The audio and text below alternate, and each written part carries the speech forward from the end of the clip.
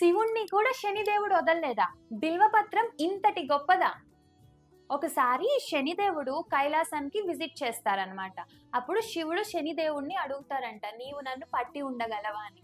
దానికి శనిదేవుడు ఇలా రిప్లై ఇస్తారంట, నేను సూర్యోదయం నుంచి సూర్యాస్తమయం వరకు అయితే పట్టుకొని ఉండగలను అని. అయితే నెక్స్ట్ డే ఎర్లీ మార్నింగ్ శివుడు వెంటనే లేచేసేసి బిల్వ వృక్షంలో వెళ్ళి దాక్కుంటారంట.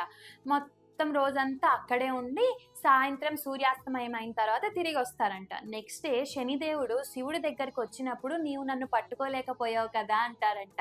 అయితే శనిదేవుడు ఇట్లా రిప్లై ఇస్తారంట, స్వామి, మీ వంటి పూజలు ఆరాధ్యులు నేను పట్టుకోవటం వల్లనే మీరు వెళ్ళి వృక్షంలో దాక్కోవాల్సి వచ్చింది స్వామి అని. శనిదేవుడి విధి నిర్వహణకి మెచ్చిన శివుడు ఇలా అయితే వరం ఇస్తారంట. అదేంటంటే, నీవు నాలో వసించి ఉన్నావు కాబట్టి నిన్ను ఇప్పటి నుంచి శనీశ్వరుడు అని పిలుస్తారు.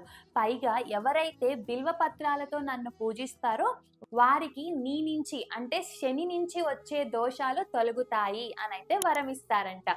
ఓం నమః శివాయ.